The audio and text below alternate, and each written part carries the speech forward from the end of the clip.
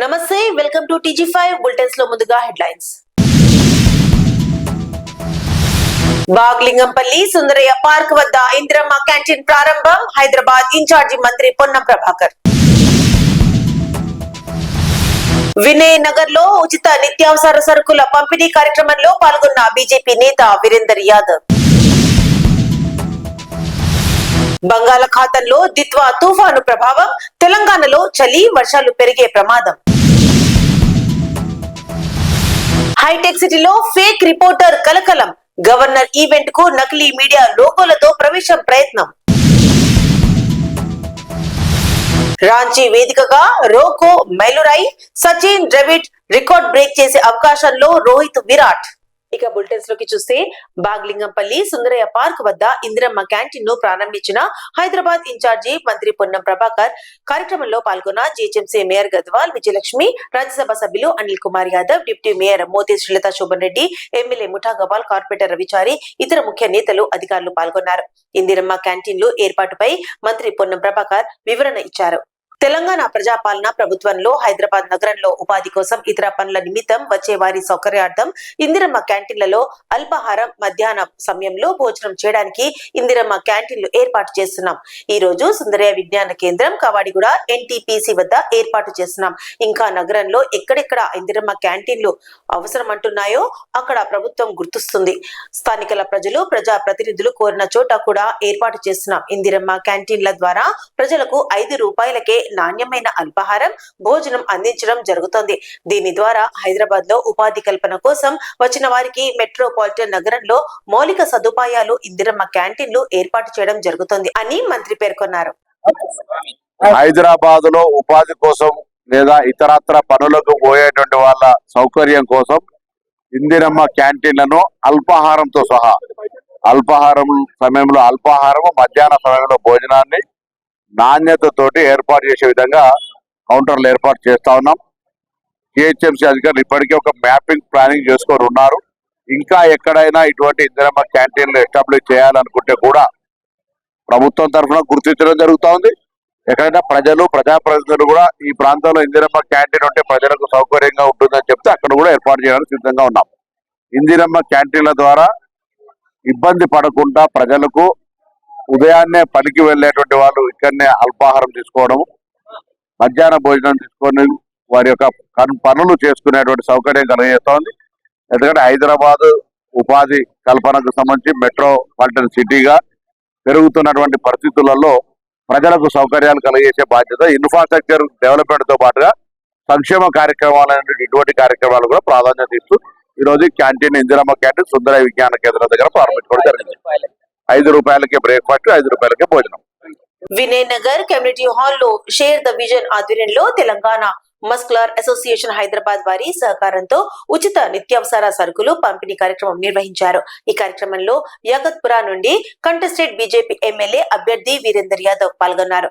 కార్యక్రమాన్ని మరింత అర్థవంతం చేసిన వారు నిర్వాహకులకు కృతజ్ఞతలు తెలిపారు.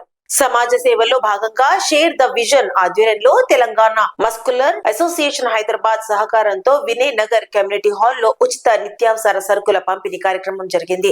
స్థానిక ప్రజలు భారీ సంఖ్యలో హాజరై సేవలను అందుకున్నారు. ఈ కార్యక్రమంలో Yakutpura contested BJP MLA Virender Yadav పాల్గొని ప్రజలతో మాట్లాడుతూ సేవా కార్యక్రమాలు సమాజ అభివృద్ధికి ఎంతో ఉపయోగపడతాయని, ఇలాంటి కార్యక్రమాలను ప్రోత్సహిస్తానని తెలిపారు. బంగాళాఖాతంలో ఏర్పడిన దిత్వా తుఫాను ప్రభావంతో రాష్ట్రంలో రాబోయే రోజుల్లో చలి, వర్షాలు రెండు తీవ్రంగా ప్రభావం చూపనున్నాయని హైదరాబాద్ వాతావరణ శాఖ వెల్లడించింది. ఇప్పటికే ఉత్తర, మధ్య తెలంగాణ జిల్లాల్లో రాత్రి ఉష్ణోగ్రతలు 9 నుండి 11 డిగ్రీల వరకు పడిపోతుండగా నవంబర్ 30 వరకు ఇదే పరిస్థితి కొనసాగే అవకాశం ఉంది. డిసెంబర్ 2 నుంచి 5 వరకు పలు జిల్లాల్లో తేలికపాటి నుంచి మోస్తారు వర్షాలు కురిసే అవకాశం ఉందని అధికారులు హెచ్చరించారు. బంగాళాఖాతంలో ఏర్పడిన దిత్వా తుఫాను తెలంగాణ వాతావరణంపై ప్రభావం చూపిస్తుంది. రాష్ట్రంలోని ఉత్తర, మధ్య తెలంగాణ జిల్లాలలో నవంబర్ 28 రాత్రి నుంచి తీవ్రమైన చలి కొనసాగుతుంది. వాతావరణ శాఖ అంచనా ప్రకారం నవంబర్ 30 వరకు ఈ చలి తీవ్రత మరింత పెరిగే అవకాశం ఉంది. కొన్ని ప్రాంతాలలో కనిష్ట ఉష్ణోగ్రతలు 9 నుండి 11 డిగ్రీల సెల్సియస్ వరకు పడిపోవచ్చని అధికారులు తెలిపారు. హైదరాబాద్ నగరంలో కూడా నవంబర్ 30 వరకు కనిష్ట ఉష్ణోగ్రతలు 11 నుంచి 14 డిగ్రీల మధ్య నమోదయ్యే అవకాశం ఉంది. ఉదయం తీవ్రమైన పొగ మంచు, సాయంత్రం చలిగాలులు ప్రజలను కొట్టేస్తున్నాయి. ఇప్పటికే ఆసిఫాబాద్ లో 11.4 డిగ్రీలు, కామారెడ్డి, సంగారెడ్డి, ఆదిలాబాద్, రంగారెడ్డి, మెదక్ జిల్లాలలో 12.1 నుంచి 12.7 డిగ్రీల మధ్య కనిష్ట ఉష్ణోగ్రతలు నమోదు అయ్యాయి. నేడు కొన్ని జిల్లాల్లో ఉష్ణోగ్రతలు 9.4 నుంచి 9.9 డిగ్రీల వరకు పడిపోవచ్చని హెచ్చరిక జారీ చేశారు. డిసెంబర్ 2 నుంచి 5 వరకు రాష్ట్రంలోని పలు జిల్లాలలో వర్షాలు కురిసే అవకాశం ఉంది. ముఖ్యంగా ఖమ్మం, మహబూబాబాద్, భద్రాద్రి కొత్తగూడెం, సూర్యాపేట్, నల్గొండ, నాగర్ కర్నూల్, వనపర్తి, మహబూబ్ నగర్ జిల్లాలో మోస్తారు వర్షాలు కురిసే అవకాశం ఎక్కువగా ఉంది. వరంగల్, హనుమకొండ, యాదాద్రి, భువనగిరి, రంగారెడ్డి, వికారాబాద్, గద్వాల్, హైదరాబాద్, మేడ్చల్, సిద్దిపేట్, సంగారెడ్డి జిల్లాలలో తేలికపాటి జల్లులు పడే అవకాశం ఉంది. మిగతా జిల్లాల్లో పొడి వాతావరణం కొనసాగే అవకాశం ఉంది. నేడు కొన్ని చోట్ల వర్షాలు, నవంబర్ 30న నాగర్ కర్నూల్, గద్వాల్, నారాయణపేట్, మహబూబ్ నగర్, వనపర్తి జిల్లాల్లో భారీ వర్షాలు, డిసెంబర్ 1న మరికొన్ని ప్రాంతాల్లో తేలికపాటి జల్లులు కురిసే అవకాశం ఉందని వాతావరణ శాఖ తెలిపింది. తీవ్ర చలి, వర్షాల నేపథ్యంలో పిల్లలు, వృద్ధులు జాగ్రత్తలు పాటించాలని, అలాగే రైతులు తుఫాను వర్షాలను దృష్టిలో పెట్టుకుని పంటలకు రక్షణ చర్యలు తీసుకోవాలని అధికారులు సూచించారు. హైటెక్ సిటీ ఆవాస్ హోటల్లో గవర్నర్ ప్రోగ్రామ్ లో పెద్ద కలకలం రేపిన ఫేక్ రిపోర్టర్ ఘటన వెలుగు చూసింది. 8 నేషనల్ మీడియా లోగోలు తన వద్ద ఉంచుకొని కార్యక్రమం ప్రదేశంలోకి ప్రవేశించేందుకు ప్రయత్నించిన గుర్తు తెలియని వ్యక్తిని నేషనల్ మీడియా ప్రతినిధులే పట్టుకొని పోలీసులకి అప్పగించారు. ప్రస్తుతం మాదాపూర్ పోలీసులు విచారణ ప్రారంభించారు. హైటెక్ సిటీ ఆవాస్ హోటల్లో గవర్నర్ పాల్గొన్న అధికారిక కార్యక్రమానికి నకిలీ రిపోర్టర్ గా ప్రవేశం ప్రయత్నించిన వ్యక్తి కలకలం రేపాడు.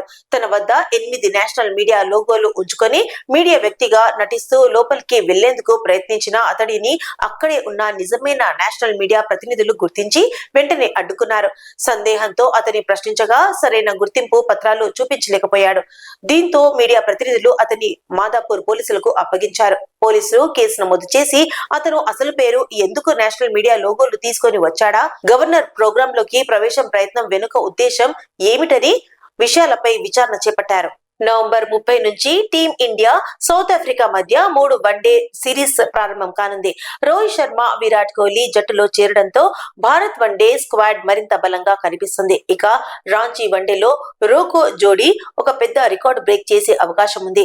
సచిన్, ద్రవిడ్ కలిసి ఆడిన 391 అంతర్జాతీయ మ్యాచ్ల రికార్డును ఈ జంట అధిగమించబోతుంది. టీమిండియా సౌత్ ఆఫ్రికా వన్డే పోరాటం నవంబర్ 30 నుంచి ప్రారంభం కానుండగా అభిమానుల్లో భారీ అంచనాలు నెలకొన్నాయి.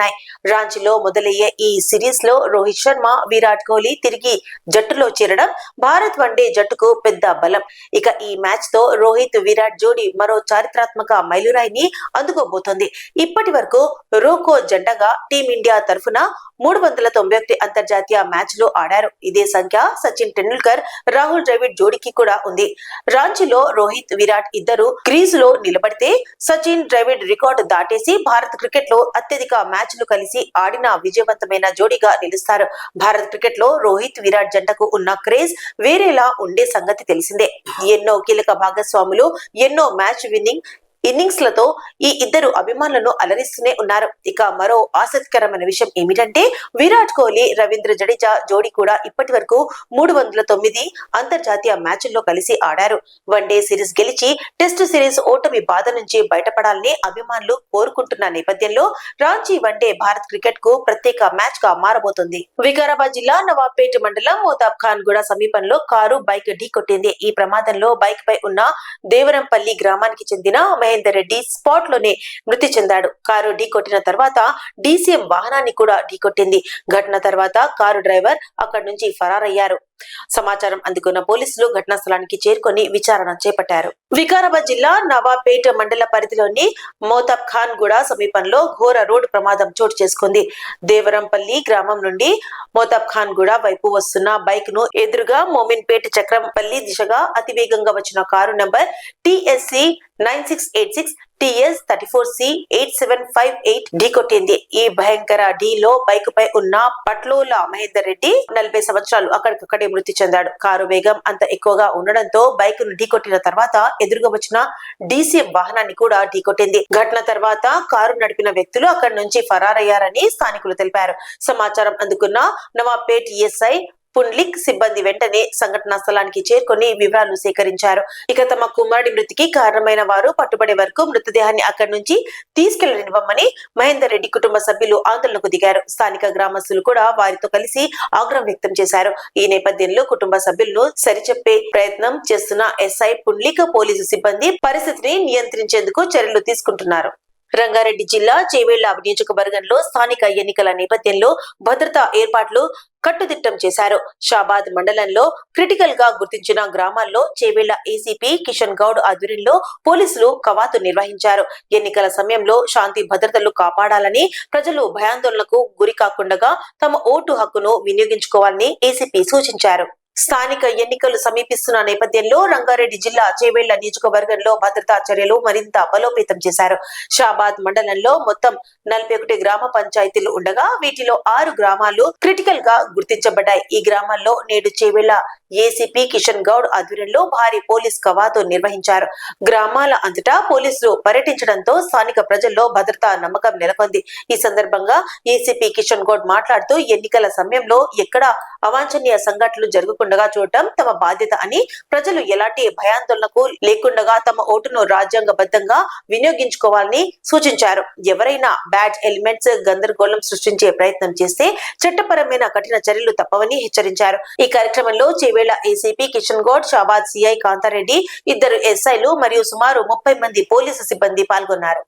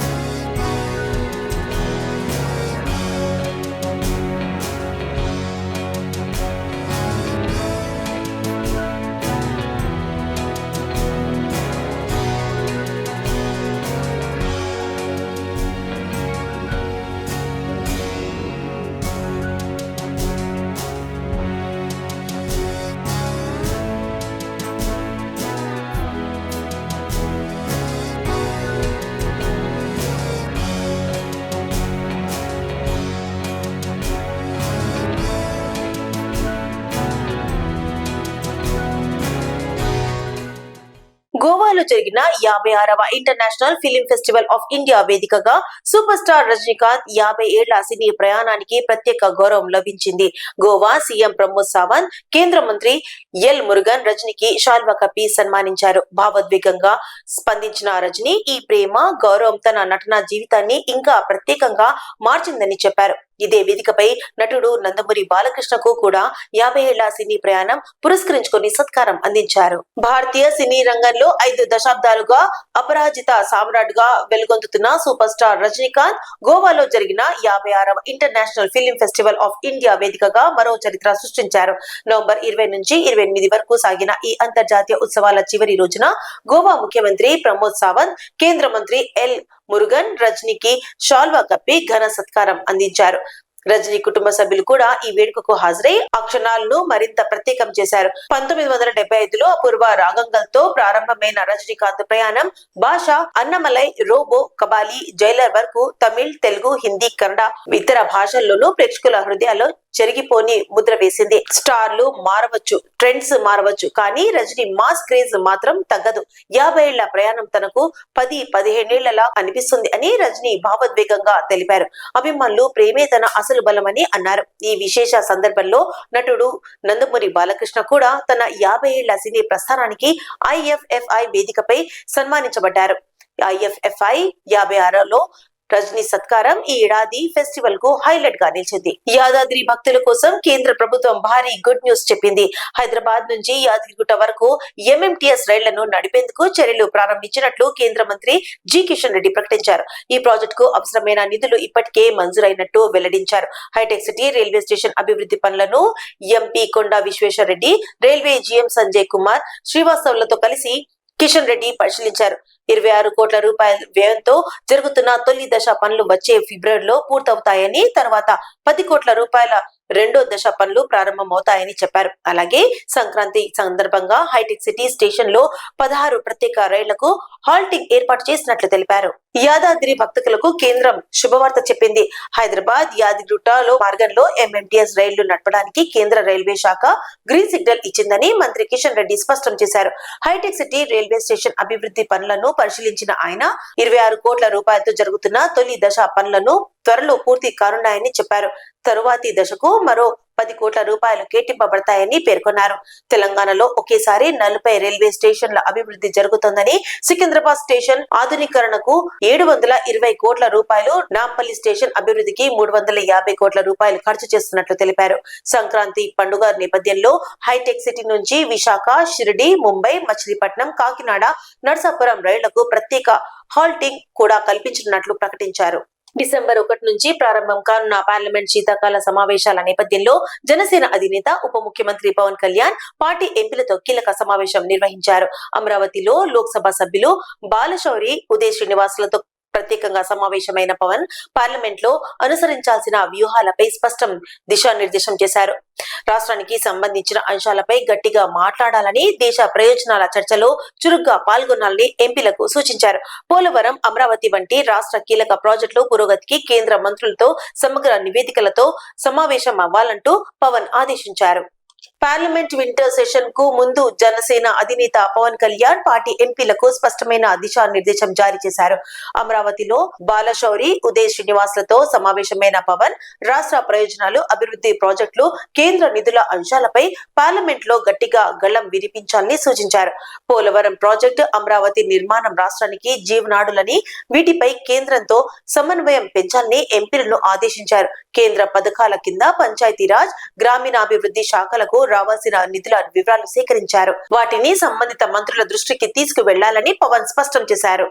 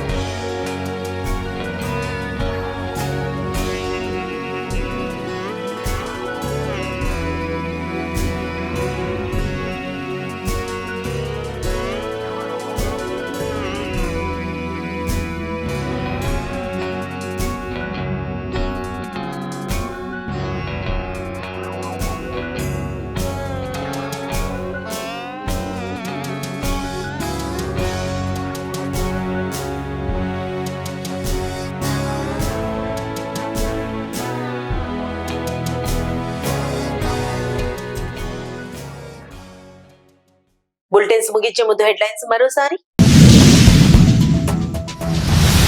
బాగ్లింగంపల్లి సుందరయ్య పార్క్ వద్ద ఇందిరమ్మ క్యాంటీన్ ప్రారంభం. హైదరాబాద్ ఇన్ఛార్జి మంత్రి పొన్నం ప్రభాకర్.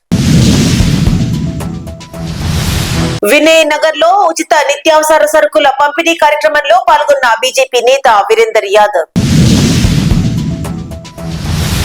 బంగాళాఖాతంలో దిత్వా తుఫాను ప్రభావం. తెలంగాణలో చలి, వర్షాలు పెరిగే ప్రమాదం.